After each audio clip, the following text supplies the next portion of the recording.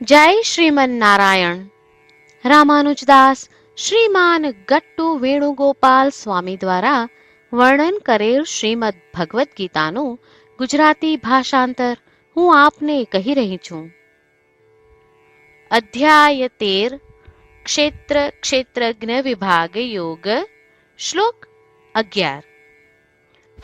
અધ્યાત્મજ્ઞાન નિત્યત્વમ તત્વજ્ઞાનાર્ધ ચિંતનમ એતજ્ઞાનમ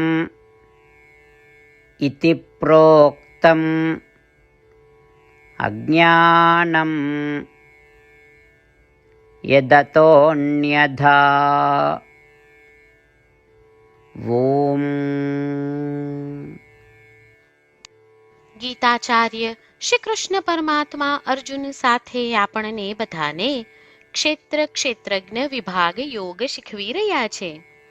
પરમાત્મા કહે છે, અર્જુન, આત્મા શરીરમાં હોય ત્યારે આત્મ સાક્ષાત્કાર પ્રાપ્ત કરવા માટે જે ગુણોનો અભ્યાસ કરવો જોઈએ તે વિશે હું તને વધુ કહું છું, તે સાંભળ. અત્યાર સુધી મેં 18 ગુણો વિશે જણાવ્યું છે. હવે 19મો ગુણ છે મનુષ્યમાં હંમેશા આત્મા વિશે જાણવાની ઈચ્છા હોવી. તેથી નિરંતર આત્માનું ધ્યાન કર. 20મો ગુણ છે પ્રકૃતિ, આત્મા અને પરમાત્મા એ 3 વાસ્તવિકતાઓ વિશેના સાચા જ્ઞાનની પ્રાપ્તિ પર ધ્યાન કેન્દ્રિત કરવું. અર્જુન, અત્યાર સુધી મેં તને 20 ગુણો વિશે જણાવ્યું છે, એટલે કે 20 પ્રકારના જ્ઞાનનો ઉપદેશ આપ્યો છે. આ 20 પ્રકારના જ્ઞાનને સાચું જ્ઞાન કહે છે. આ સિવાયના અન્ય ગમે તેટલા જ્ઞાન હોય તે બધા અજ્ઞાન ગણાય છે. તેથી મનુષ્યએ આ સાચું જ્ઞાન પ્રાપ્ત કરવું જોઈએ. આ પ્રમાણે શ્રી કૃષ્ણ પરમાત્મા આપણને આ ગુણો વિકસાવવાની અને સાચું જ્ઞાન પ્રાપ્ત કરવાની સૂચના આપી રહ્યા છે.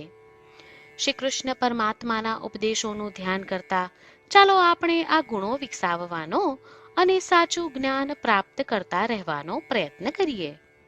શ્રી કૃષ્ણ પરમાત્માનું શરણ લઈ આપણા જીવનને અર્થપૂર્ણ બનાવવાનો પ્રયાસ કરતા ચાલો આપણે બધા શ્રી કૃષ્ણ પરમાત્માના શબ્દોનું આ શ્લોક સ્વરૂપે પુનરાવર્તન કરીએ.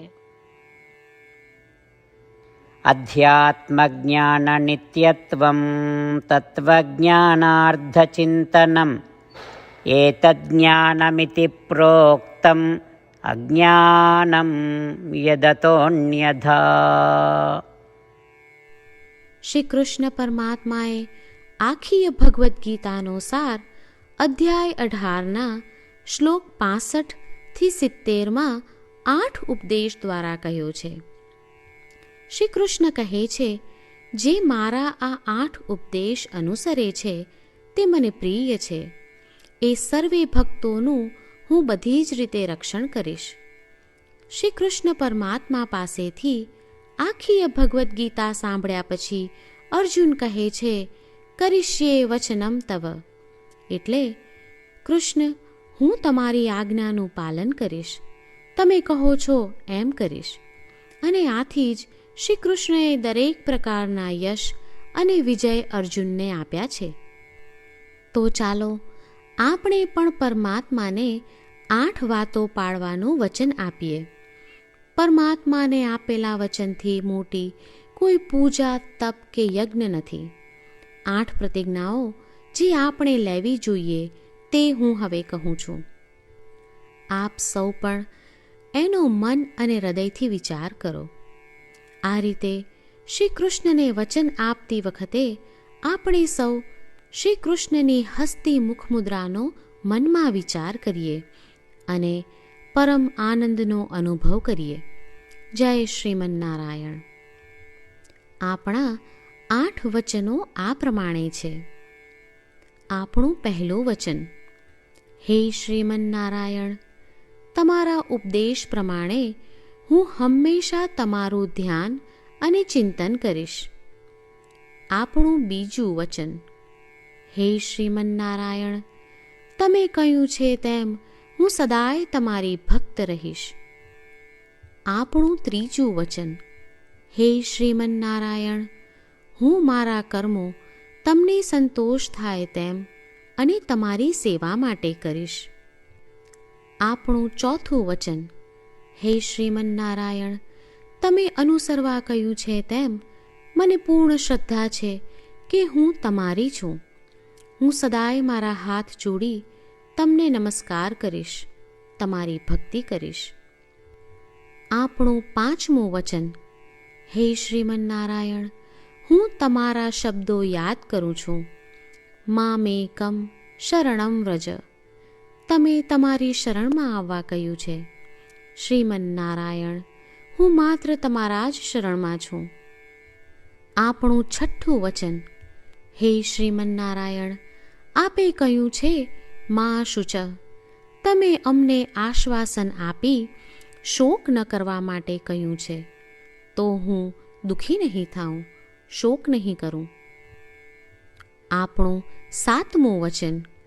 હે શ્રીમન્નારાયણ, અમારા કલ્યાણ અર્થે આપે શ્રીમદ્ ભગવદ્ ગીતા રૂપી આશીર્વાદ આપી અમારા સૌ પર કૃપા કરી છે, તો હું દરરોજ ઓછામાં ઓછો એક શ્લોક વાંચીશ અથવા સાંભળીશ એવો સંકલ્પ લઉં છું.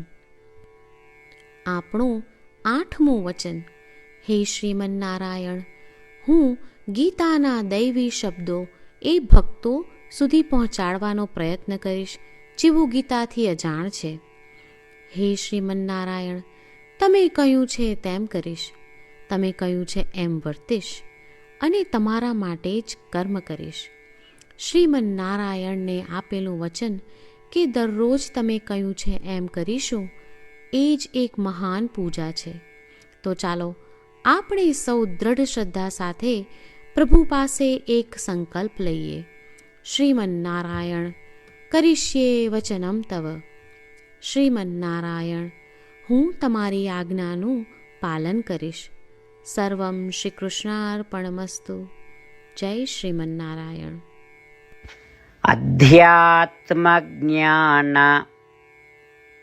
નિત્યત્વમ તત્વજ્ઞાનાર્ધ ચિંતનમ એતજ્ઞાનમ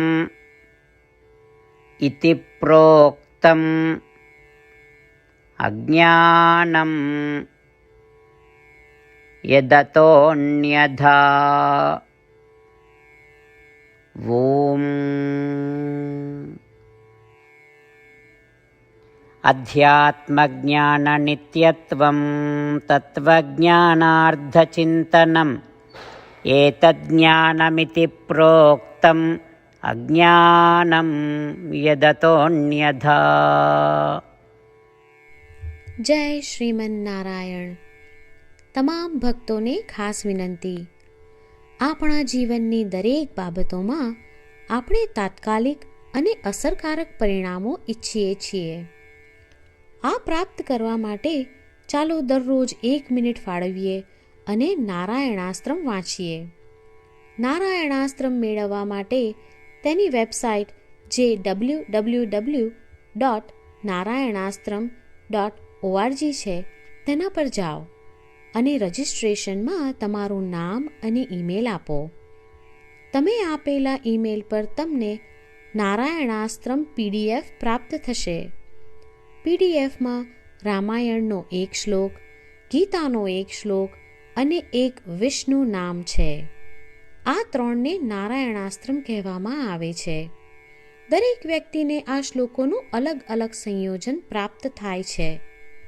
જ્યારે દરેક વ્યક્તિ 24,000 ભક્તો સાથે તેમના નારાયણાસ્ત્રમને દરરોજ વાંચે છે અથવા સાંભળે છે, ત્યારે સમગ્ર રામાયણનું 1 વાર પારાયણ, શ્રીમદ્ ભગવદ્ ગીતાનું 33 વાર પારાયણ અને વિષ્ણુ સહસ્ત્ર નામનું 24 વાર પારાયણ રોજ પૂર્ણ થાય છે.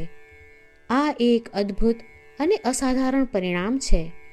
તેથી તમે અને તમારા પરિવારના સભ્યો તરત જ વેબસાઇટ પર જાઓ અને તમારું નારાયણાસ્ત્રમ મેળવો. જય શ્રીમન્નારાયણ.